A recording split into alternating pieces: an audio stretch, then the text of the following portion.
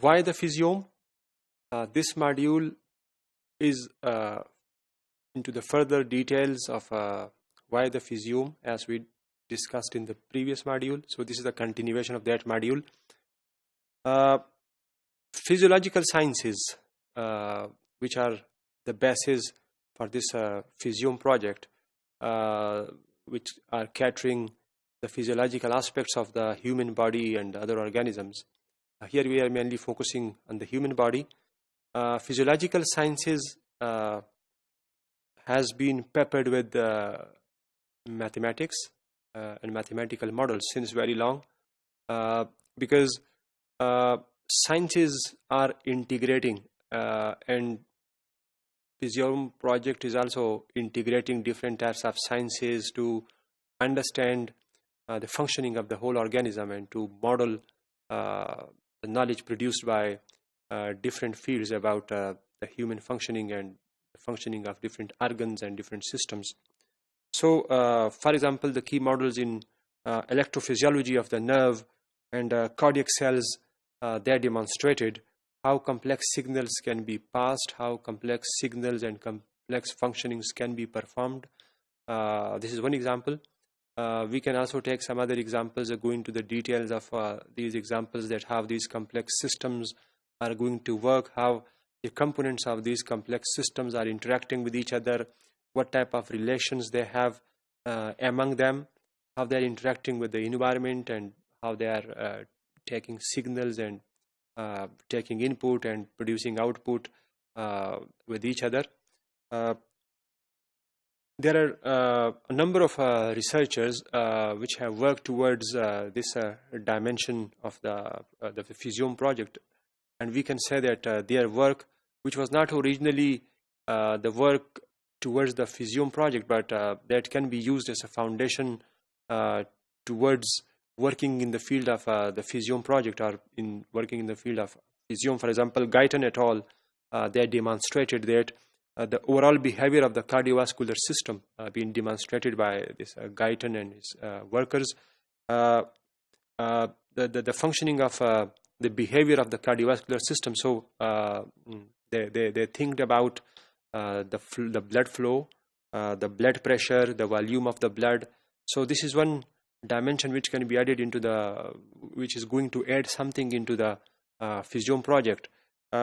This model, though this model was not the model of that level, which is the target of the physiome project, but it's still working good for the approximation of the real system over time, because it's the model being working with reference to time, scattering the time scale as well. So it's good for approximating the real system over real times. Apart from this Guyton example, there are some other good number of examples which have worked very good, and that can be used as a foundation, as a step toward this physiome project. And we can make a collection of these work and integrate them to have a very good idea about the functioning of different organs. For example,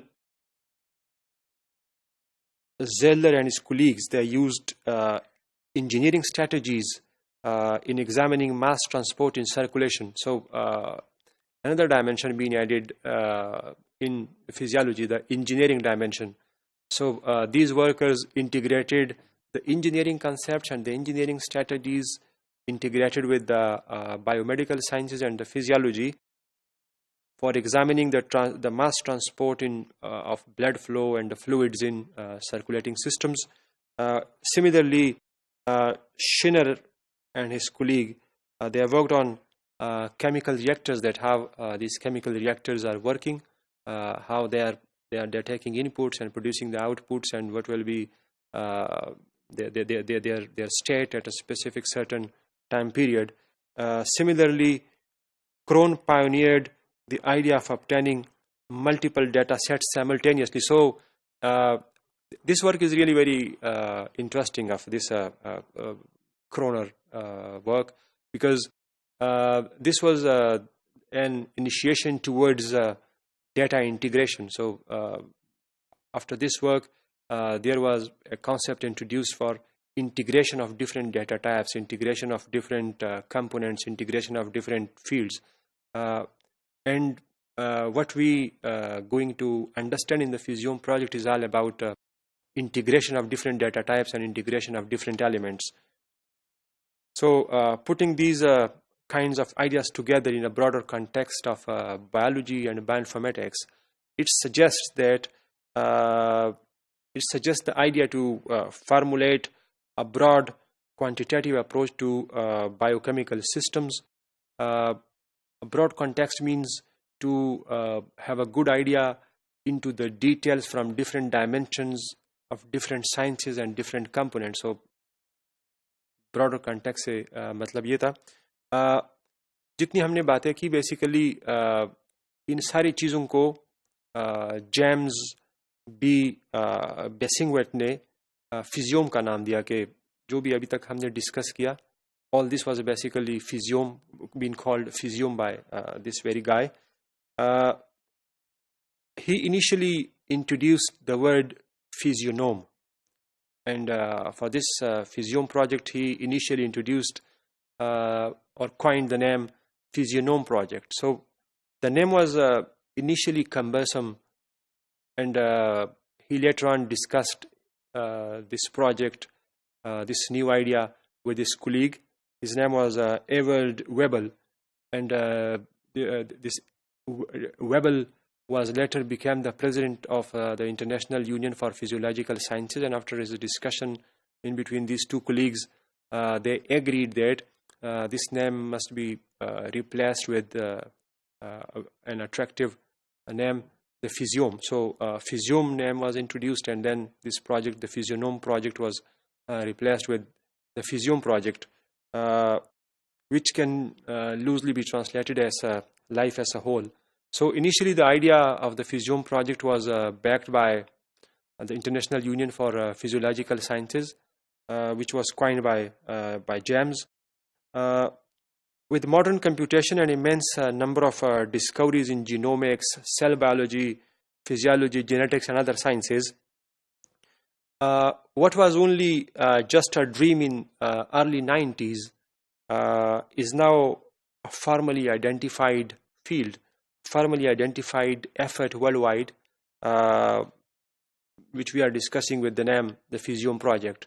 The Physium projects, I will use the term Physium projects. I am using this plural because there are different types of Physium projects are simultaneously running worldwide, globally, by different groups and different labs. So that's why I'm using not the terminology of Physium project. I have used the terminology of Physium projects. This is the plural for the simultaneous multiple projects from multiple research groups funded by different societies and organizations. So in this direction, the Physium projects, the first project was being launched.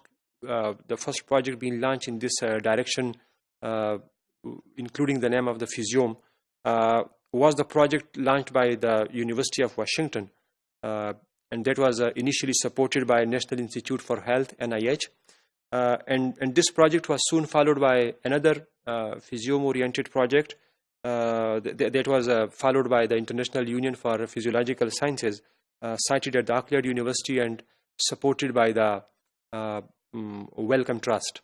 So there are other examples of the Physium-related projects oriented by different groups. These are just a few examples of the Physium projects.